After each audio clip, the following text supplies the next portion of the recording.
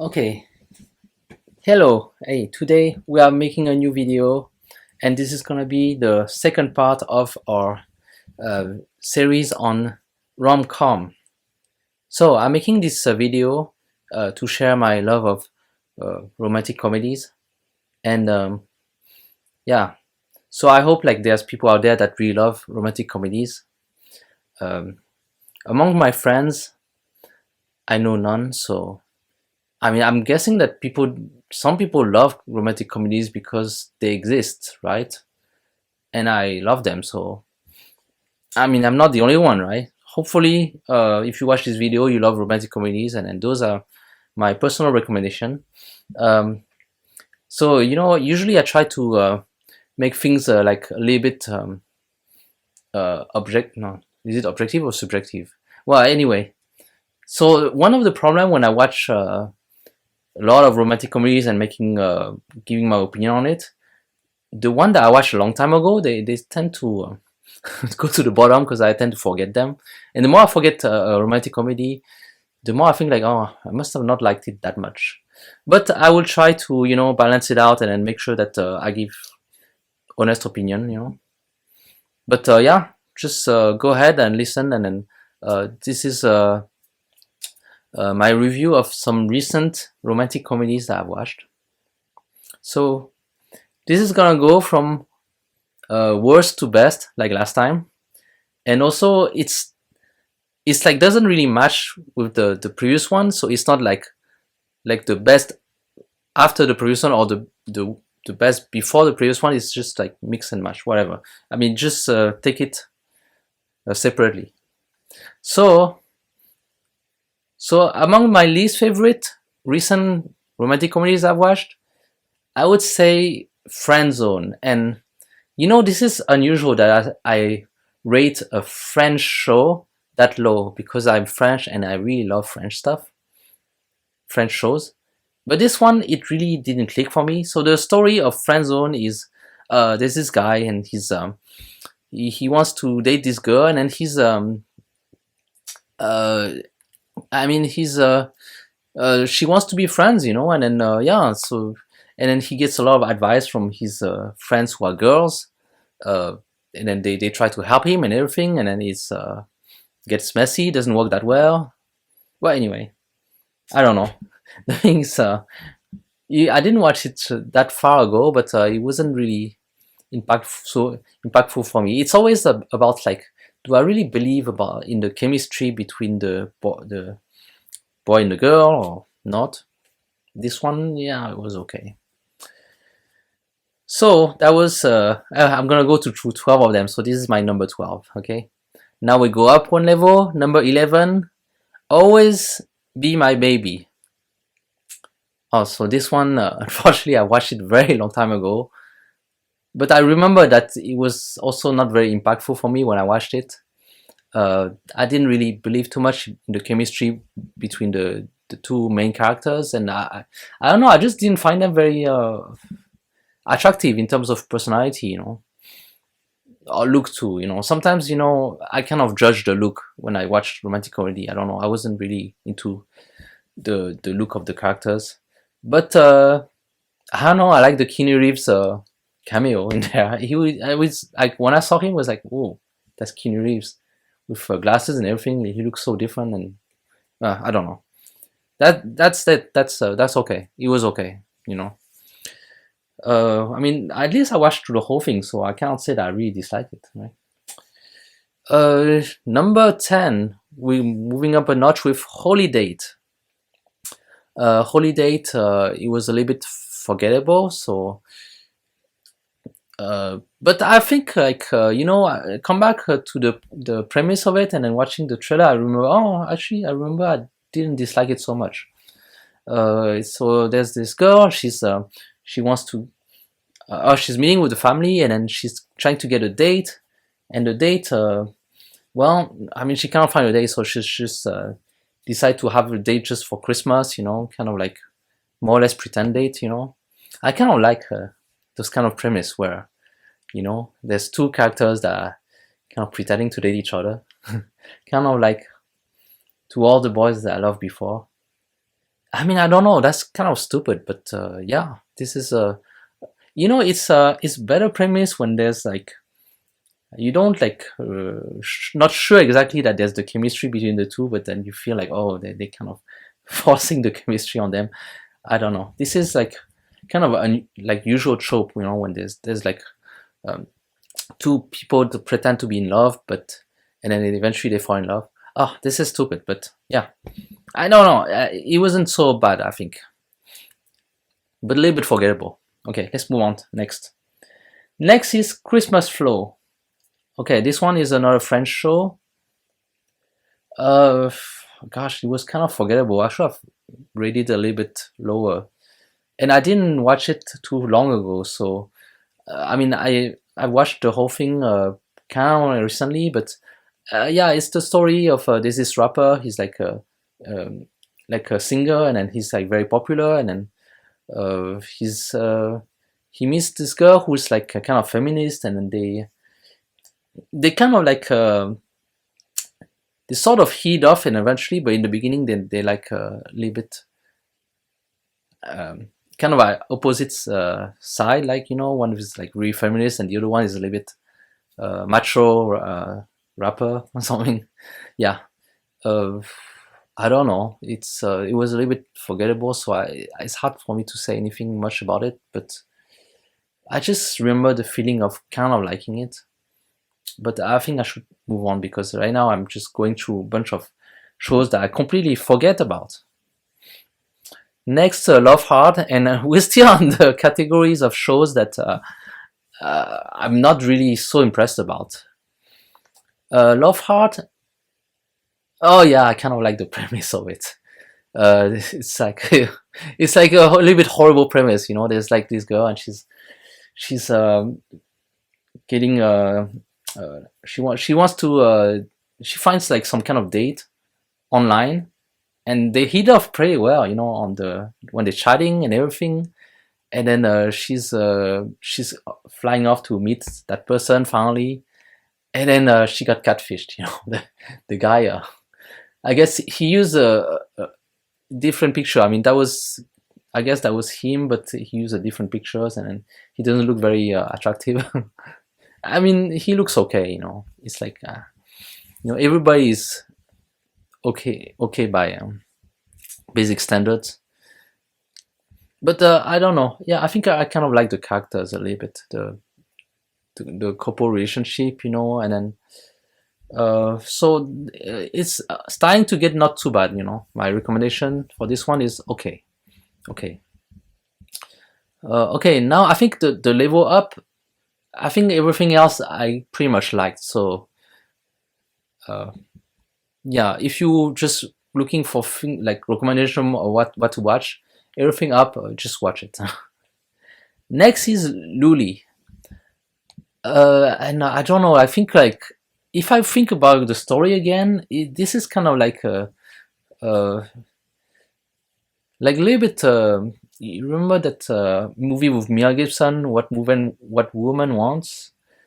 This time is a woman called Lulli. She can hear what a man thinks. So she no, actually she can hear what woman thinks too.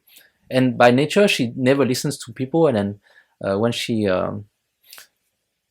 suddenly she gets the power of hearing what people think. Is this really considered romantic comedy? I don't know. I feel like I like the show because I like the girl that was in there. I mean, she really looked like Kristen Bell a lot, and but she is not Kristen Bell. And then I don't know. When I watched the whole thing, I found she was very. She had very cute personality, so I think that's pretty much why I like the show. I mean, yeah, that's pretty much it. Okay, so let's move on to the next. There's all very good reason for liking that show. Actually, that's a movie, but yeah, let's move on.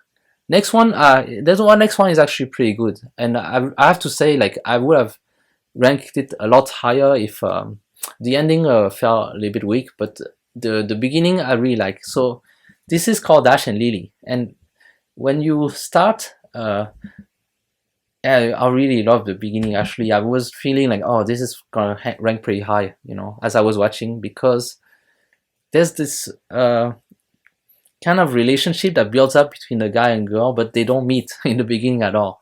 They just write each other's theirs, and it's kind of like yeah, it's interesting because it's not like regular like, oh, guys meet girls, you know. They just they meet through this little notebook where they write each other's, and yeah, it's nice, you know. It's you get a point of view from the guy and the girl, and they're both pretty cute, you know. Uh, I mean, I don't want to judge too much for attractiveness, but I didn't find the woman like physically too attractive. But yeah, she's still cute. But her personality is still okay. Yeah, like in terms of the character in the show, that didn't affect me in terms of how much I like the show though. The attractiveness. I shouldn't really talk about attractiveness. Let's just forget about it. Yeah.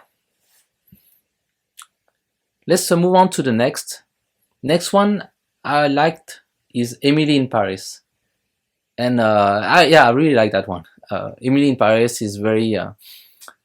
It's the story of Emily who moved to Paris, and then she's so annoying. She doesn't speak French at all, and then she works in a French company, and then lots of adventures happen to her, and then she sleeps with a lot of guys. It's terrible, but she's very I don't know, like the kind of person that you find very annoying, really.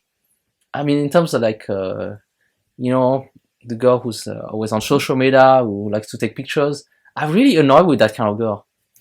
But yet, I really love the show. So I mean, that I can tell you, like, you know, I would really recommend it. You know, like despite the fact that that the character is so annoying, I still love her.